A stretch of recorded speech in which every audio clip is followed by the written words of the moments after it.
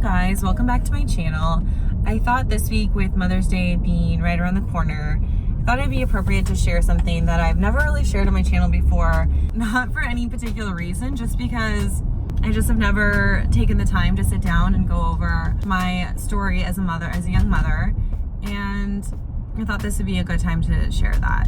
So if you're just jumping on to this for my channel or my Instagram, I have a 12-year-old daughter and I'm 32. So even when I meet with a lot of people who in person and they ask, oh, you know, you have a daughter, they don't even realize that she's actually 12. They think she's younger. Got me thinking about it, especially when I did the assumptions video, and a lot of you guys wrote in your assumptions that you had newly followed me, but you thought Jaden was either my niece or my sister, or that I was babysitting her. It's my babysitting gig on the side. But yes, she is my biological daughter. I got pregnant when I was 19. I had her at 20, and I think I'll jump into that story at a later date. Maybe it could be a series or something. But yeah, I had her young with my boyfriend at the time. I broke up with him, and 10 days later, found out I was pregnant. So as you can imagine, it was a very trying time in my life. I wasn't one of those people that had ever planned to get married or have kids. So for me to get pregnant, especially, it was very devastating for me, and I struggled with so many options. Ultimately, I decided that the best option for me was to have my daughter. I had her after my, I'm trying to remember, freshman year of college. So I took a year off school and moved back in with my parents. I knew I wanted to be an attorney still, and I didn't want to stop school. That was always a huge priority for me. And I think also with getting pregnant, it was something that really worried me about not finishing the goals I had for myself and just the plan I had for my life. I moved back in with my family. They were very supportive during that time. My mom watched Jaden while I went to school. I went to school full time, and I worked full time at Nordstrom. That was such a busy time in my life, and I was always a good student in school, but it really motivated me to be the best that I could be because I had her and I knew I wanted to support her. I also was a single mom, so it was more imperative for me to not rely on anyone and make sure I was making an income for her that I could support myself and we could be financially independent, and that was a huge priority to me. I had her at 20, so it was hard because, you know, my friends were going through a time where everyone was going out, and I was so young. Like, thinking about now, when I look at photos when I have a Jaden, it's just, I literally looked like a baby, and figured it out how to, you know, with my family's help, and just figuring out as I went how to be a mom to her and the values that I wanted to instill in her. It was a really tough time for me, but also a time where I became the closest with the friends I still hang out with today.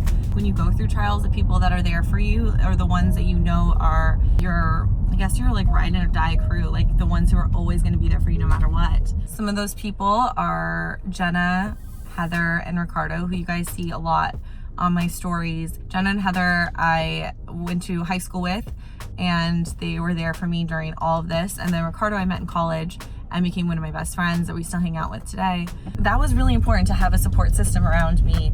I never wanted to feel like I needed a guy to make me feel confident or make me feel like because I was a single mom, like I needed to jump in a relationship. That was not me at all. I was very fine with being single, but also I wanted to make sure that if I did meet someone, it would be a good fit for Jaden as well, and also didn't want to just bring guys around her at all. That was not my focus at the time. Dating was not really something I really did. I just was focused on school and work and being a mom. I would write my research papers really late at night when I got home. I was very used to being on little sleep, and I still bring in some of those habits today. Like, not very great to say, but I don't sleep that much, and that's not like a great healthy lifestyle, but I feel like it's just always helped me get the most done and be the most productive. And also being young too, I mean, I'm always second guessing, like, what am I doing with, if I was doing things right with Jaden, or I would feel guilty because I was working a ton because I had to, and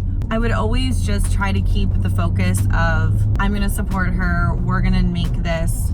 I always wanted to do no matter what I could do for her. I was definitely a working mom, so it was not an ideal situation as far as like I was living with my parents. When you think about having your first kid, I would think like, this is not what I pictured for myself. Sometimes I felt like this is not my life, and that was a struggle for me because you don't plan your life. I mean, you plan your life, but you can't always predict things that are going to happen, and you have to be able to go with the flow in times when trials come up and hard times hit your life. I feel like I was very resilient, but I was also an emotional mess a lot of the time too, because I wasn't sure if I was doing the right things.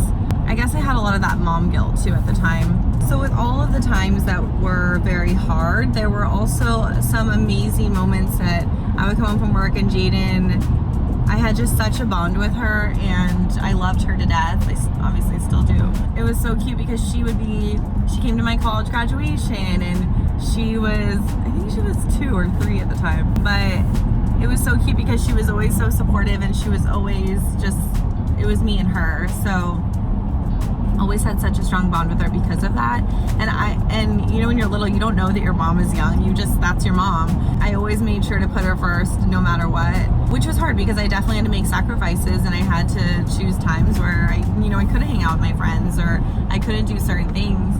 But so much of her and that experience has made me who I am today, and my work ethic and so much of just those memories of like shaping the person I am today. Flash forward to I graduated college. I still wanted to attend law school. I took the LSAT, got into some schools. I know I wanted to stay local I grew up in Glendora, California, so I wanted to stay local to where my mom could still help and watch her. And I just kind of had a freak out moment. I interviewed some attorney moms and some of them said, you're gonna be working a ton, it's so worth it because the income is great.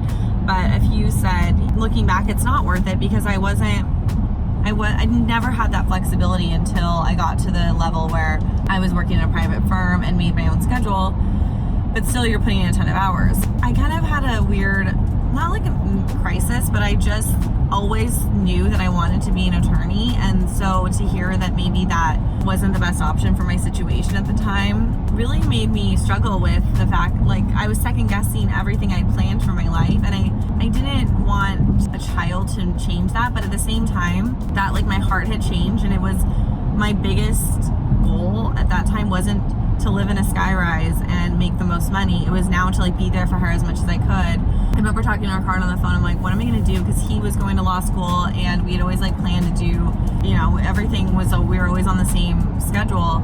So I remember just being like, what am I doing with my life? Because I need to figure it out soon. So I took a year off. I got a good job at a marketing firm, a CPA firm actually. I was doing the marketing. I was making good money. I was also had like good hours too, so I could get off and be with Jaden. And it just started to change. I started to lose the drive of feeling like I needed to be an attorney because I was being fulfilled with making the income I was making, being there for her, being flexible. And I met Anthony when did we meet? 2009. No, 2009. 2010. Really random. I was out to dinner with one of my friends who I was working with, Nordstrom at the time, who I didn't get to see that often. So we went out to dinner and Anthony was there randomly with his friends. We met at this place called the Press in Claremont. So he came in and I thought he was pretty attractive, and I mentioned that to her, which is weird for me because I'm so picky, especially at the time. I was very much not unapproachable, but I would say that I didn't give off a warm vibe of like having a guy come up to me. I wasn't interested at the time, to be honest. So she had known his friend that he was with also very randomly. I was like, I'm gonna text him and have him come over. I haven't seen this guy in a while. So they ended up talking forever. Me and Anthony ended up talking forever, naturally, because we were left alone by ourselves. And the first thing he asked me was, what do you like to do for fun? What are your hobbies? And I said, I like to hang out with my 3-year-old. That's like what I'm focused on. So he was very thrown off because he's like, excuse me, you have a daughter? I didn't give literally any care at that time too, because I figured if I met someone and they were fine with me having a baby and they would accept me for who I was, and I wasn't going to conform to like, I'm gonna hide it. I feel like I was very confident with my situation at the time and what I was doing. So I think that helped a lot, and also helped me avoid settling for someone who's a loser, to be honest. So we had dated for around 6 months before I introduced him to Jaden. I wanted to make sure that it was something that was going to last before I brought him around. And the first thing she said to me when she met him was, "He looks like Prince Eric." It was so cute. Yeah, so I get a lot of questions about, is Anthony Jaden's biological daughter or biological father? And no, he's not. But she calls him dad. He's been in her life since she was 3. Thankfully, she has that amazing father figure in her life. And if you ask her, she is like, "That's my dad." Like, she doesn't say stepdad. She knows he's there for her no matter what, which is so amazing. I couldn't have asked for any of a better outcome, especially for me not wanting to get married and being so anti that in the very beginning as well. And then to come along and meet a guy where I wasn't even expecting it or not even looking for it, and also that he loves her just as much as me. I would say that the assumptions of my life are very inaccurate. A lot of times, if you just started following me, like, I didn't have it easy. I'm not a stay-at-home mom that was just came from money. That was never my deal at all. But where I am today, like, we started the blog after we got married in 2013. I've just like never shared that portion of my life before, because it was like we had just gotten married. We were just getting into the swing of our married routine and just excited about the blog, and just started from there. We didn't really like focus too much on like the struggles I had before, or I don't know. Do you want to add anything? This is a Mother's Day post, so I'm getting way off track. I just thought I would share a little bit more of kind of the behind the scenes of my life that I don't share as often, and would definitely love to get into more of the birth and like being a young pregnancy. And I'm not sure if any of you guys are going through that, but I definitely can say that I thought my life would be ruined with having a kid, and especially at the time that I had her at as well. And so many of the things in my life have happened because of having her. The people I've met, Anthony, my blog, and my career now, is so much of that would not have happened or been in place if I didn't have her. All right, so this was a little, hopefully I didn't ramble or go off where it didn't make sense, but let me know if you guys would like me to share anything in particular that would really resonate or help you guys in a similar situation. I think just feedback is what I need to know, because what inspired me to do this and just take a moment to sit down and talk about this is from those feedback I got from the assumptions, realizing that I never took the time to really explain it. And obviously my close friends and people who hang out with me all know the story, know Jaden so well, but especially if you're just like newly on here, it's so easy to assume that I have my life together and I've always had it together, and that's never the case. So would love to know what topics you guys would like me to share, and maybe I can do more of a series on just like sitting down and talking about real things in my life. I'd love if you guys would subscribe and definitely give me feedback. I love that feedback. And